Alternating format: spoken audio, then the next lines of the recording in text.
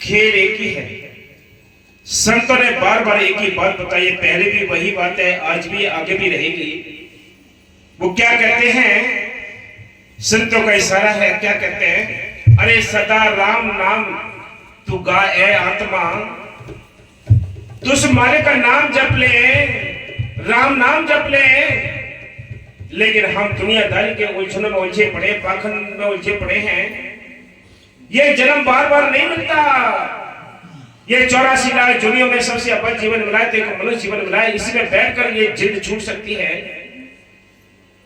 अरे आत्मा तो ये भोग भोग रही है, तुझे अपने घर चलना चाहिए। वो सुख का दाता कोई और है, वो सुख का घर कोई और है, उस घर के लिए तलाश करना चाहिए।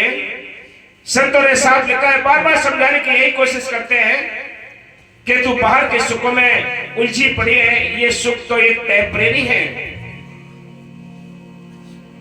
जैसे ही अवस्था तब्दील होती जाएंगी वैसे ही तेरे सुख तुझसे छूट जाएंगे।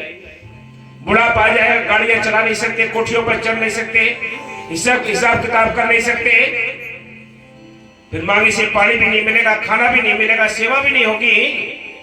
फिर क्या किया, जो भी हमने काम किया, जो भी हमने स्मरण किया वो हमसे छूट जाएगा, सारे सुख छूट जाएंगे। ये बाहर के काम किए हमने। अगर आत्मा का अगर सुख भोग लिया होता तो कुछ हासिल हो जाता। इसलिए इसी जन्म में तेरा छुटकारा हो सकता है। अरे आत्मा, और कोई जन्म नहीं है। जन्म केवल है तो यही है जो मनुष्य जीवन मिला है, जिसमें 30 लाख प्रकार के दरख्त है, 27 लाख प्रकार के कीड़े मकोड़े हैं, 14 लाख प्रकार के पक्षी, 9 लाख प्रकार के पानी के जीव हैं, 4 लाख में भूत प्रेत देवी देवता मनुष्य जीवन। इन सारी दुनिया में एक अव्वल जीवन मिला है तो एक मनुष्य तन मिला है। इसी में बैठकर हम अपने छुटकारे का बंदोबस्त कर सकते हैं। तन और भी मिलेंगे, और भी जन्म मिलेंगे, और दुनिया में बहन भाई माँ बाप सब मिलेंगे, लेकिन संत नहीं मिलेंगे। इसलिए मौका है अपने इस आजादी का, इस मुक्ति का तो केवल एक मनुष्य जीवन है। चाहे हिंदू हो, चाहे मुसलमान हो, चाहे सिख हो, चाहे ईसाई हो, चाहे गरीब हो, चाहे अमीर हो, जिसके पास मनुष्य जीवन है उससे हमारे से मिलने का एक मौका मिला है। हाँ जी। दया धर्म मूल्य पहचान सदा, जहाँ दया वहाँ जिंदा राम सदा, दया वहाँ जिंदा राम सदा। दया धर्म मूल्य पहचान सदा, जहाँ दया वहाँ जिंदा राम सदा, जहाँ दया वहाँ जिंदा राम सदा।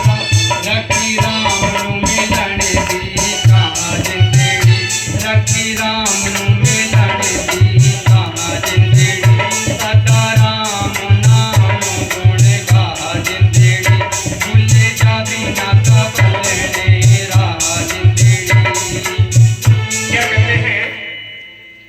हिसाब लिखा है। ये शरीर के अंदर दो ताकतें हैं। एक ताकत के जो कर्मचारी हैं, काम, क्रोध, लोभ, मोह, अहंकार, 5-25 प्रकृतियां, ये एक साइड में है, अंदर ही है, बाहर नहीं है। दूसरे हमारे जो साथी हैं, शील है, क्षमा है, संतोष है, विवेक है, दीनता है, गरीबी है। अंदर ये दोनों फौजें हैं। लेकिन जब आत्मा कमजोर हुई, आत्मा से दया छूट गई, क्षमा छूट गई, दीनता छूट गई, तो हम किसके कब्जे में हो गए? फिर दूसरी जो फौज है काल की, उसके कब्जे में हो गए। ये चीज हमारे अंदर से निकल गई, तभी तो हाहाकार मच रहा है। देश एक दूसरे से लड़ रहे हैं, मर रहे हैं, घर में कितनी टेंशन होती है। कहां गया वो प्रेम, कहां गई वो दया, कहां गए वो मूर्मतिया, जो मेन चीज थी कि दया है, क्षमा है, दीनता है, गरीबी है। नहीं है ये चीजें, ये सब खत्म हो चुकी हैं। सच्चे सत्संगी के अंदर ये सारी चीजें होती हैं। अगर कोई उसके लिए बुरा भी करता है, तब भी उसको माफ करता है, उसकी भलाई के लिए सोचता है। संतों को मैसूर को जब सूली पर चढ़ाया गया,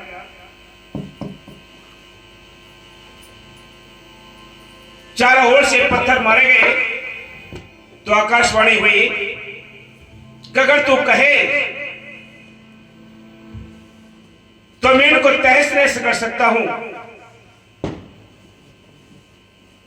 उन्होंने फरमाया कि नहीं, ऐ मालिक, तुम मेरे खातिर इतने जीवों को नुकसान पहुंचाएगा, लेकिन तू ऐसा ही ना कर।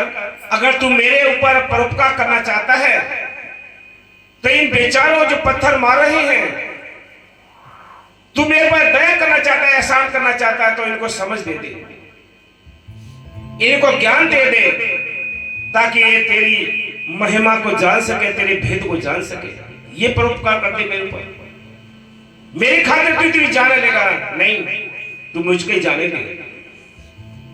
इसलिए संतों ने हमेशा दीनता और दया, भाव, क्षमा, सारे ये हमारे हथियार हैं। जब तक ये हथियार हमारे हाथ में नहीं है, तो इस मैदान में जीत नहीं हो सकती। नहीं तो ईर्ष्या, निंदा, चुगली, बैर, विरोध में सारा जन्म बर्बाद हो जाएगा।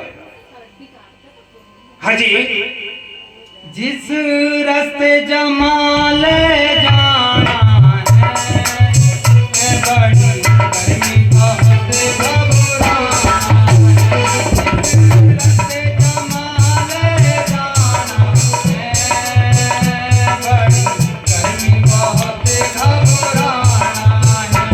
उस रास्ते का खर्च बना जिंदगी, उस रास्ते का खर्च बना जिंदगी।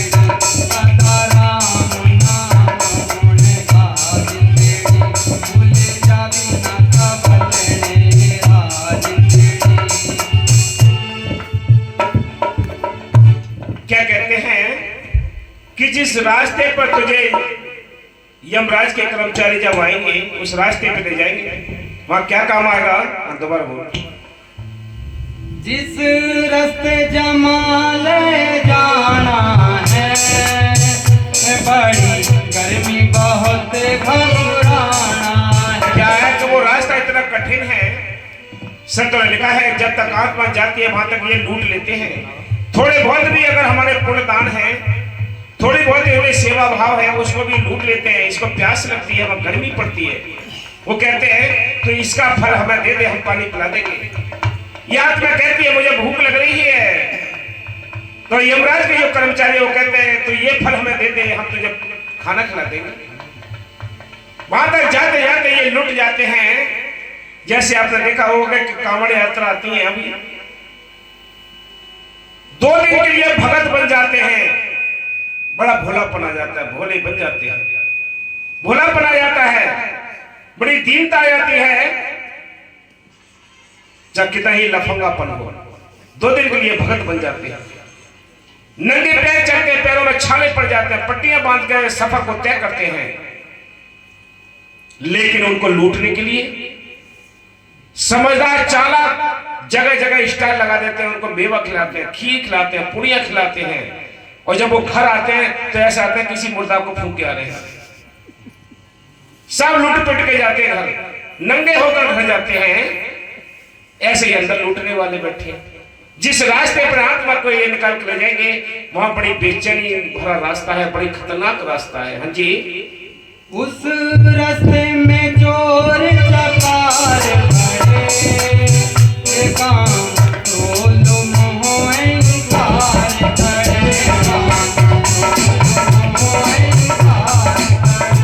उस रास्ते में चोर चकार खड़े। कौन से चोर हैं?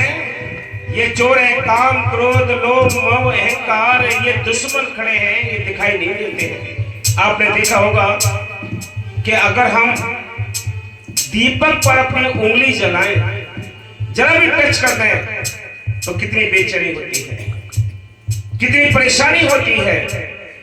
और जब क्रोध सिर पर बैठ जाता है तो पूरे शरीर पे मिट्टी का तेल डालकर, पेट्रोल डालकर सारे शरीर पर आग लगा देते हैं। कोई दुख होता है? किसी को पता है कि ये इतनी परेशानी होगी? क्योंकि वो बेहोश कर देते हैं। इन्होंने बेहोश कर रखा है इस आत्मा को, ऐसा नशा चढ़ा दिया है कि इसको होश ही नहीं है, बेचारी अकेली कमजोर पड़ी है। जिनके अंदर आत्मा बल होता है वो इस मैदान में ये सूरवीर की तरह लड़ते रहते हैं भाई, बाकी कायर इस मैदान को छोड़कर भाग जाते हैं। ये कायरों का काम नहीं, ये मैदान है तो बहादुरों का है।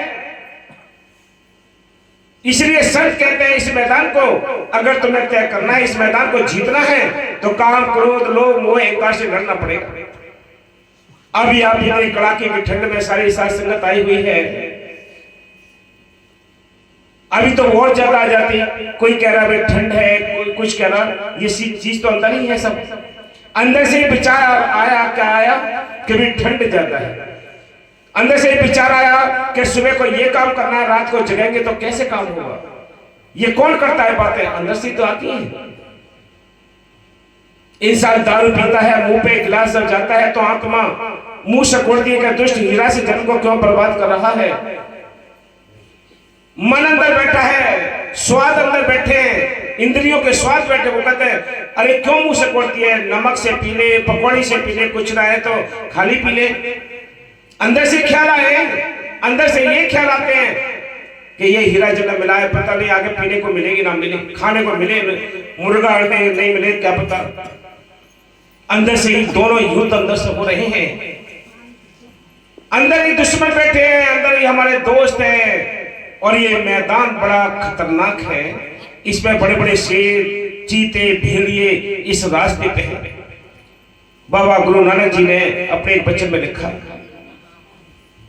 कि वो तो हम बात के उपकार थे, यहां तो अलग बात रही। अंदर जब रूहानियत की चढ़ाई हुई वहां भी वो रास्ते में शेर भेड़ यानी बड़े बड़े खतरनाक रास्ते से गुजरना पड़ा। हाँ जी, उस रास्ते में चोर चकार खड़े, काम क्रोध मोह अहंकार खड़े,